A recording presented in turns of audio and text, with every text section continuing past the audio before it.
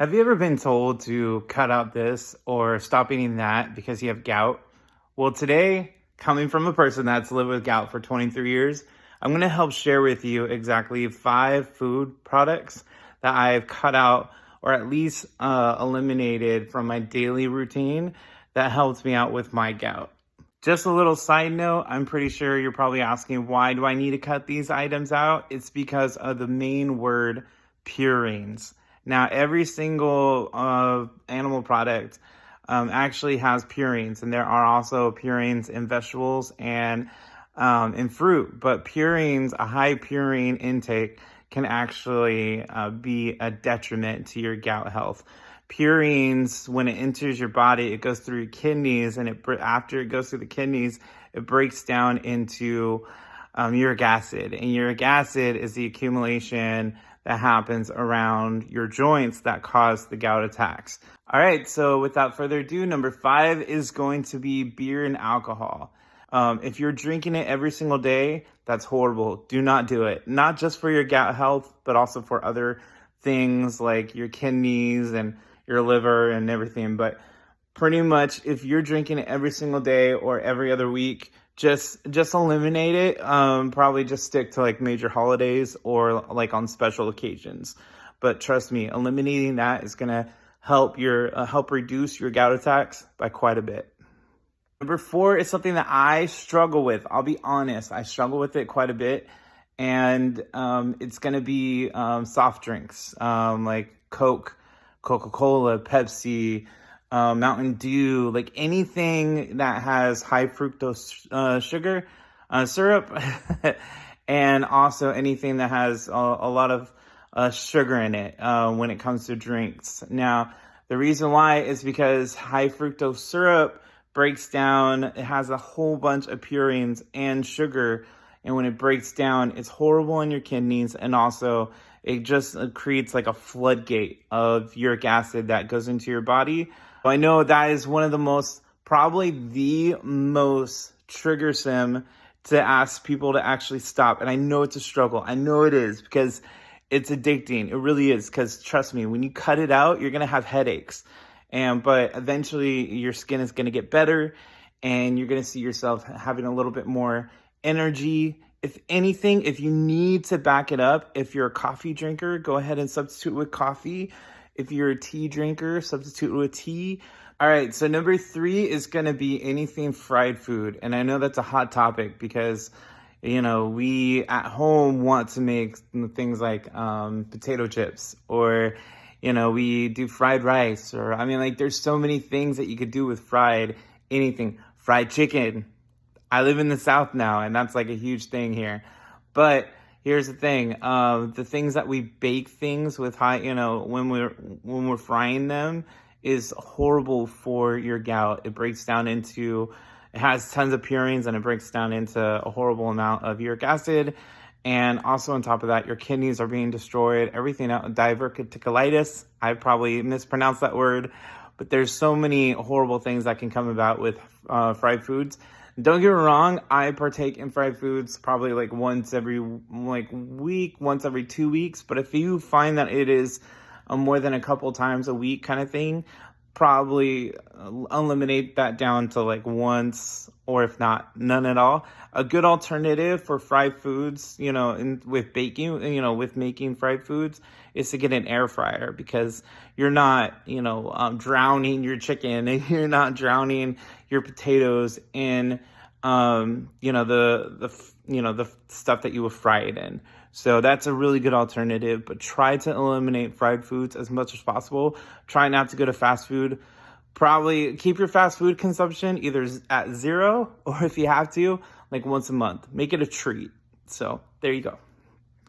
All right, number 2 is going to be something also really tricky and also might be controversial, but it is something that it's not like organ meats or anything like that, because I don't believe a lot of people are eating organ meats, but it's going to be certain types of vegetables. I'm going to name 3. So mushrooms. Mushrooms are very high in purines. I just don't like the texture of mushrooms as well, but it's been proven that they are horrible for your gout health. So either eliminate it completely, or just try to keep it down to, maybe like a serving of mushrooms probably once a week, something like that. I mean, if you do that, chef's kiss, your gout attacks are going to be slightly eliminated. Another vegetable that's really bad for you is going to be artichokes and asparagus are really high in purines. I don't eat a lot of artichokes at all. I think the very last time I had an artichoke was probably like 2 or 3, 4 years ago. But, asparagus, that's a decent, good food. And also if you bake it as well, I would say if you have any one of those, probably eliminate it the same way that you would eliminate the previous vegetable that I said.